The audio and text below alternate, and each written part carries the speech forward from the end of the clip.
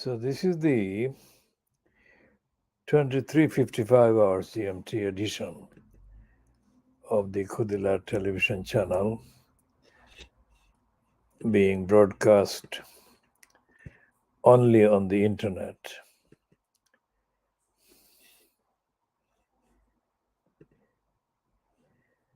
and not on satellite, not on terrestrial, and not on cable network. Now, this edition is the part A of the day, Tuesday, the 21st of March 2023. What is happening in this edition is an actual examination of the evidence, actual evidence, published evidence of the fact that policing in this country has been abolished. That phrase, policing in the United Kingdom, has been abolished, is a word exclusive original statement that I have made for the on this actual broadcast channel, Khudilar television channel,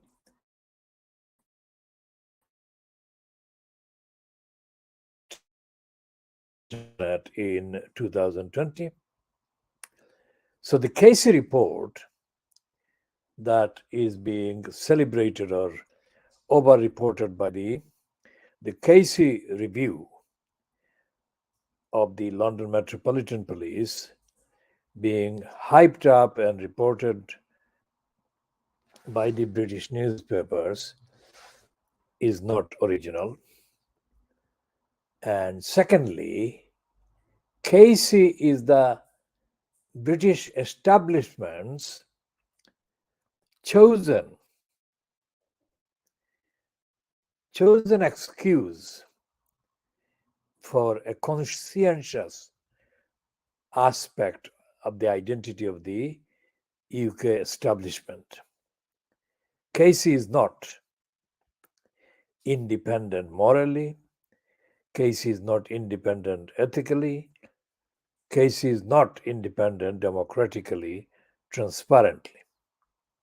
So we say this again as a world exclusive analytical assertion by the Khudilar campaign that Louise Casey is not only not independent, but that she has been part and parcel of the British establishment. Also, as she has been exposed when she appeared to make claims of original work about the mainly Pakistani origin gangs of rapists and groomers that groomed and raped mainly white girls in the north of England. Louise Casey did not publish a single original fact, but she stole. Louise Casey stole the work and plagiarized the work of other people who had done the investigation. So today's, that is Wednesdays, not Tuesday, newspapers, including the London Times, running the headings like Rotten Matt meaning Metropolitan Police, has lost public faith. This is not original and this is not truthful, because although the heading says, the generic heading, let's say, being shared by many of the British newspapers about this Louise Casey review into and of the London Metropolitan Police, It says that it is racist, misogynist, and homophobic. Now, these are all three of those words are not words that are owned by ordinary people in England. And I say England instead of the United Kingdom, because most of the United Kingdom, ordinary people that Louis Casey is targeting, or the establishment has targeted through Louis Casey, are themselves racist. So if racists are told to condemn a racist police force, that is ridiculous. And the racists will not condemn the racist police force. As far as misogyny is concerned, that is anti-women mentality, again, the overwhelming majority of the male population in England, in the United Kingdom, is misogynist, sexist. And it follows that homophobic as well. There will be a lot of homophobic people, hateful of the people of same-sex orientation. Secondly, as I have said over the last 4 years, but I have said over the last decades, it is the Times newspaper whose Tuesday front page heading, "Rotten Matt has lost public faith," is completely false, because the police didn't enjoy the confidence of the public for a very long time. Why? Because policing,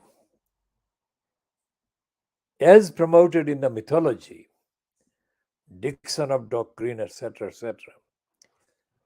did not exist in real life experience as encountered by ordinary people in their contacts with the police. I remember 1976 in the Lehman Street, which is not far from the Aldgate East Underground Station. Lehman Street used to be the address of the London Metropolitan Police operation in Hamlets. And the Lehman Street Police Station used to have, during 1976-77, I think, or up to 1978, a thing called community police. Police is the first word. Police community liaison meeting. That so-called police community liaison meeting would take place every 6, 7, 8 weeks. Once every 6 or 7, 8 weeks. And amazingly, the meeting's agenda was completely, undeniably, totally, absolutely about 300, 400, 500 years old, and totally, unquestionably racist, prejudiced, ignorant, idiotic. And the events were totally dishonestly, quote, minuted. In fact, they were not minuted really, except to record the list of people who attended. There was no contents. And the person who would chair those meetings was a man called Detective Chief Inspector, I think, John Wallis. And Wallis behaved in a way that discouraged any participation. And a truthful, independent, factual participation, any contribution from the so-called community members. Now, I was the only member of the community who was independent. The others were stooges.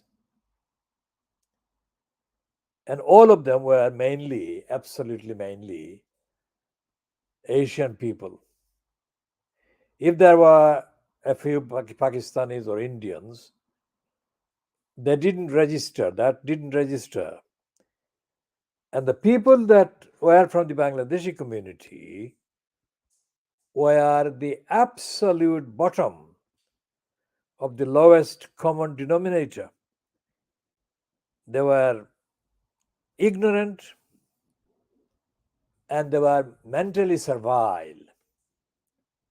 Even though some of them, like a man who claimed to have been a lecturer at the University of Dhaka before he came to the United Kingdom, called Momin Chowdhury. Now, Momin Chowdhury was so outrageously coconutty and mentally servile that he and I ended up having a physical fight at the end of one of these meetings that he attended.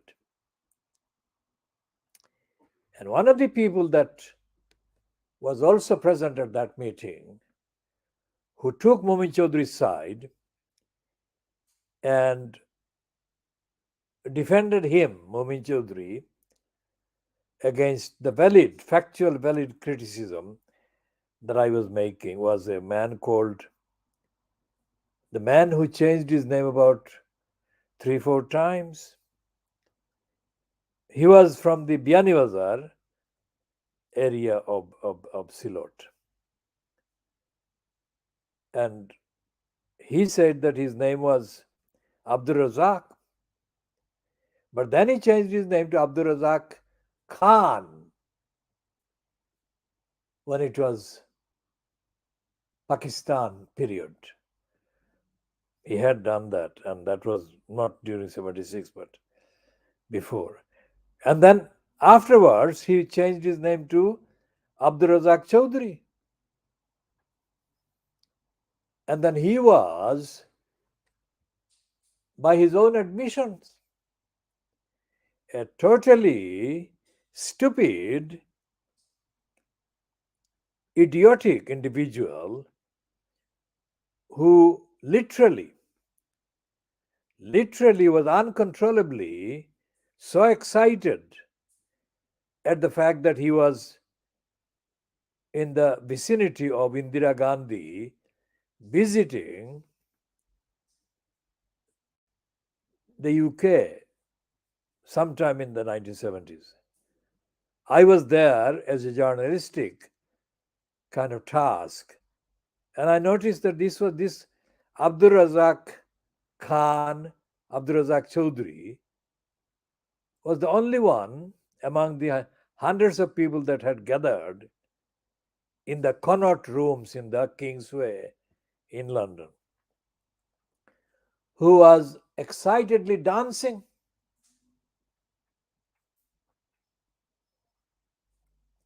Now, he would have obviously agreed with Indira Gandhi and the Indian claim that they liberated Bangladesh. Because apart from a apart from the propaganda image of Indira Gandhi, cultivated by Indira Gandhi herself, that she had liberated Bangladesh from the Punjabis, nobody else would have subscribed to that if they looked at the evidence independently. So when I saw this Abdul Razak Khan, Abdul Razak Chaudhry dancing with uncontrollable excitement on the floor of the Connaught Rooms in the Kingsway, which is not far from the Strand on the one side and the Holborn Underground Station on the other.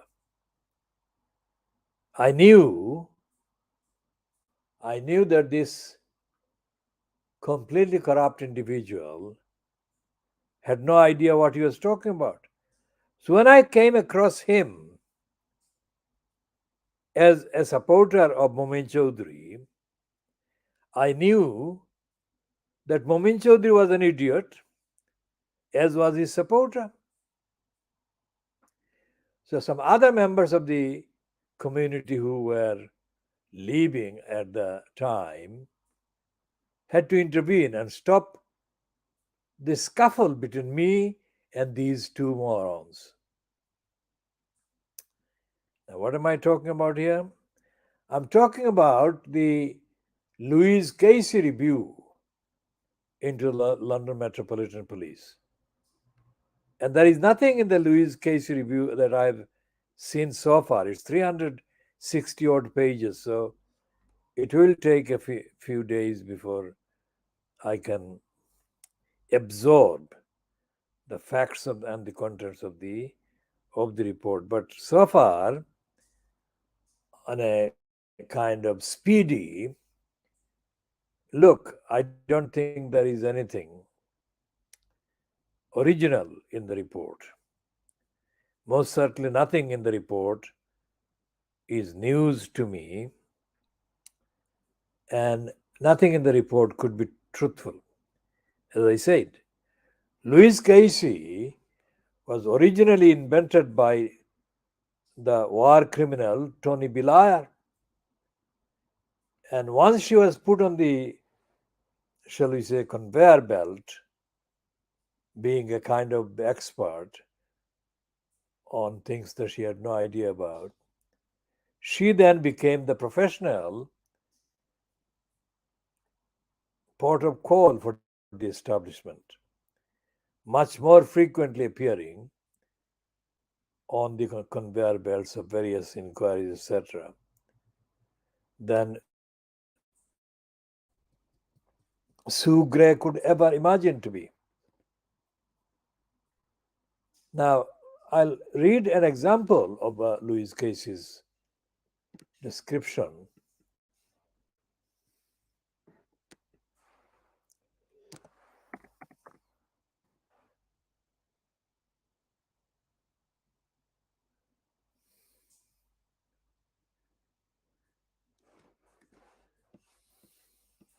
This is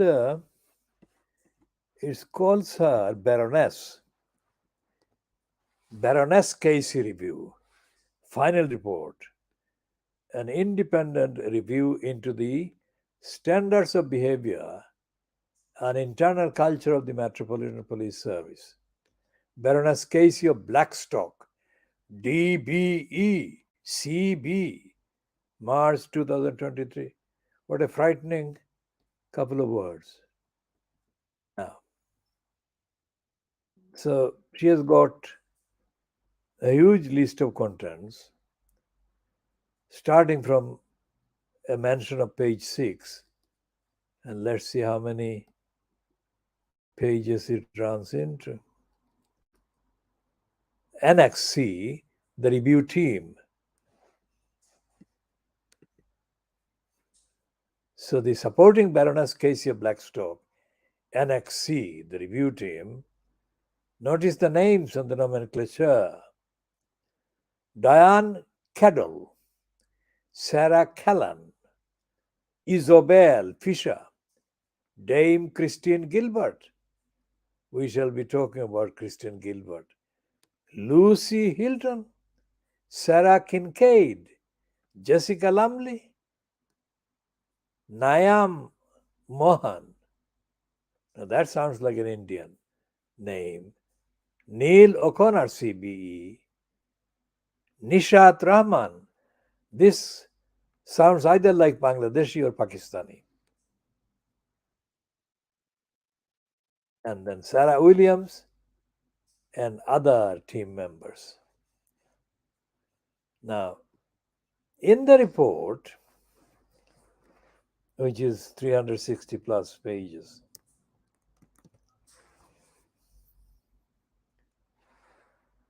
let's check if there is any mention of the. Okay, so I've looked at random for the concept of accountability. No mention of accountability.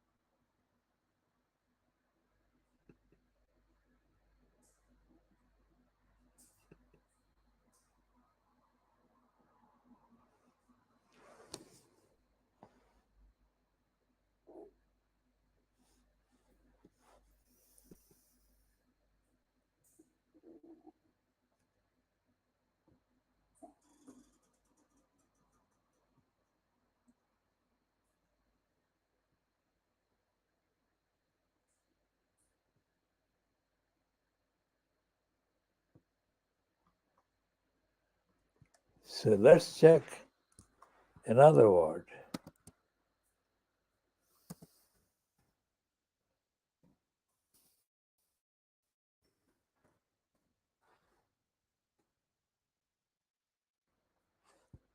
The only mention in a document running into 365, let's say, pages, there is only one mention of the word judiciary.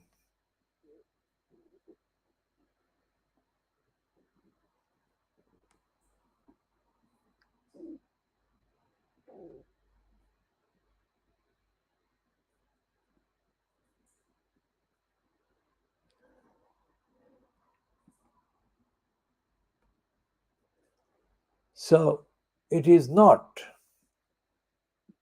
despite the fact that these headings are novel, and I'll come to that in a second, the substance of the report is not new, and the substance of the report is not rigorous, and the substance of the report is not exposing the police corruption,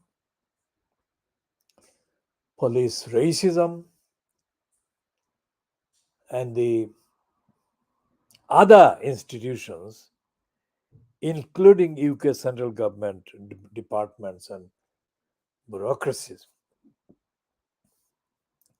So, the toughest thing that they have said in the newspapers about this report is that if the police don't sort out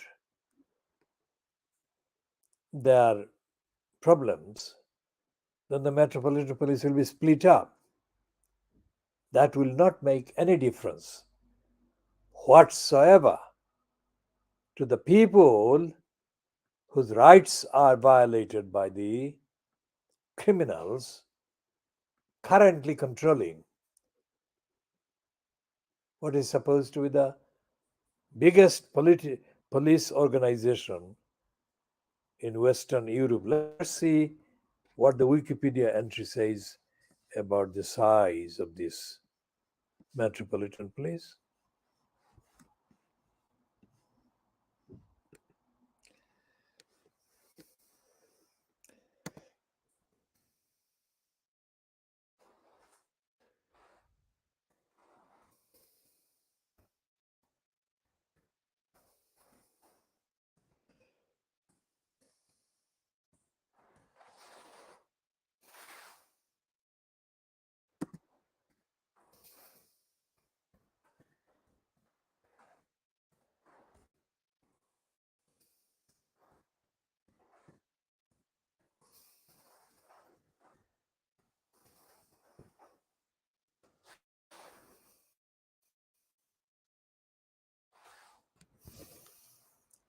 So this is the entry on the internet which says Britain's largest police force has reeled from a series of scandals in recent years. It came under intense scrutiny after Wayne Couzens, a serving Metropolitan Police, was convicted of the kidnapping, rape, and murder of Sarah Everard, a 33-year-old London woman, in March 2021.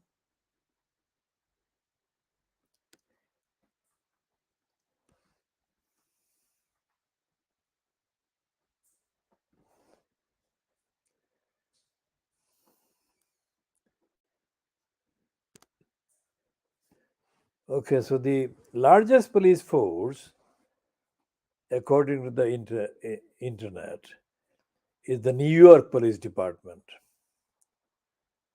Is the largest one in the world. It's the NYPD, founded in 1845, maintains order, protects citizens and tourists, and deters crime throughout New York City's 5 boroughs. High crime, terrorist attacks, and demonstrations have plagued the New York Police Department. So let's see the 5 largest police departments in the world.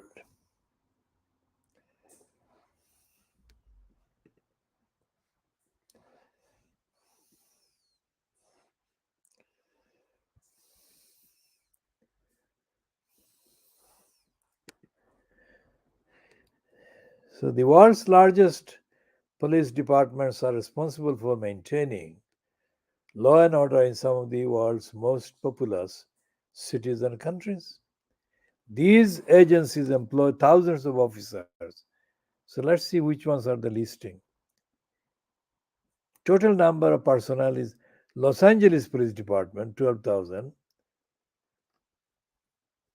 And then Chicago to police, 13,086. Tokyo Metropolitan Police, which is 43,566. London Metropolitan Police, 43,571. New York Police Department, 50,676.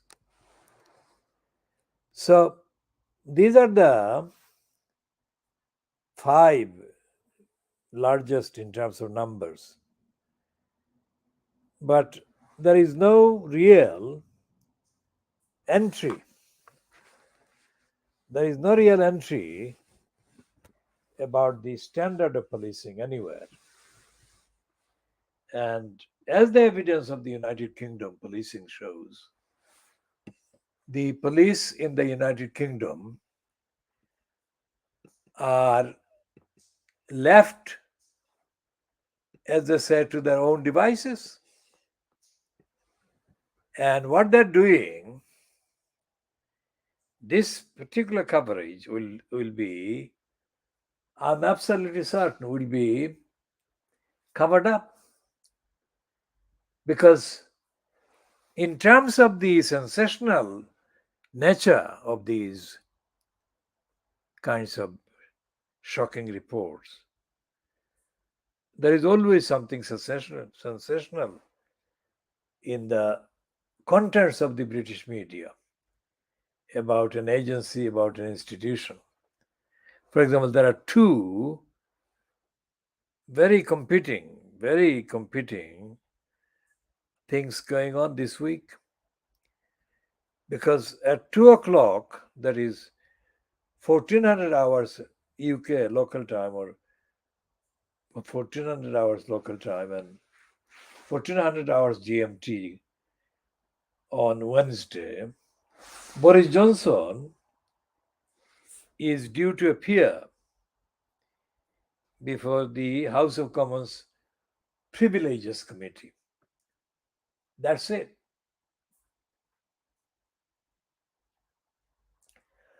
I don't believe that the appearance of Boris Johnson, which is being hyped up as being probably the most important appearance by him before a dedicated committee of MPs, nothing in the records of the members of parliament or the select committees or specialist committees like this one, nothing in the records of any of these shows that they're independent. And this includes all the so-called public inquiries, including the Macpherson report. Macpherson report was commissioned. Macpherson report was commissioned, I think, after Tony Blair got in 1997. So the Macpherson report into the policing was tagged to the police role after the murder, the racist murder of Stephen Lawrence. Stephen Lawrence was murdered by racists in April 1993.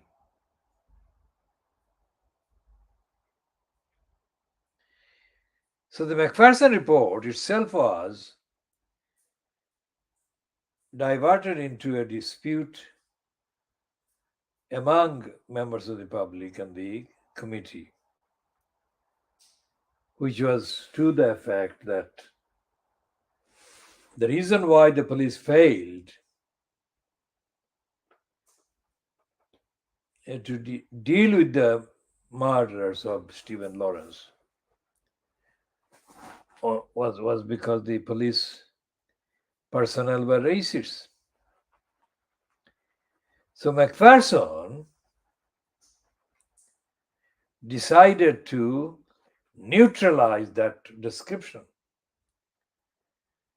And Macpherson introduced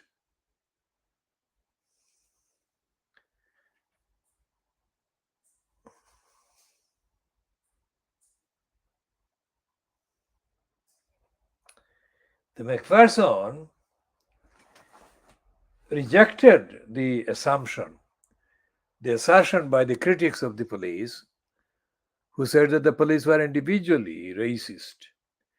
So Macpherson introduced the completely racist diversion. And he said that he would accept the description of the London police as institutionally racist. That meant that Macpherson would let off racist individual police, which he did.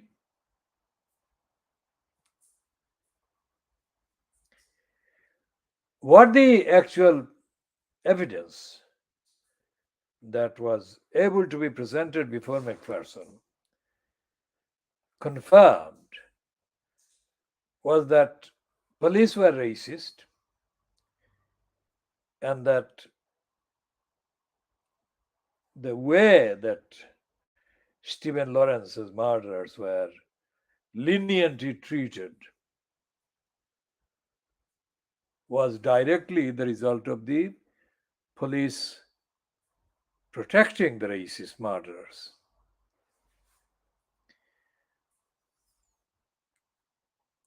So, this heading on the Times, Rotten Matt has lost public faith, is completely bogus. What we shall be doing, because of the depth of the seriousness of the issues, in the next edition, which will be dated, of course, Wednesday, the 22nd of March, 2023, we shall be going into details and checking the contents of the newspapers of Wednesday, the 22nd of March, which will be the first ones to actually, frankly, refer to and quote from the contents of the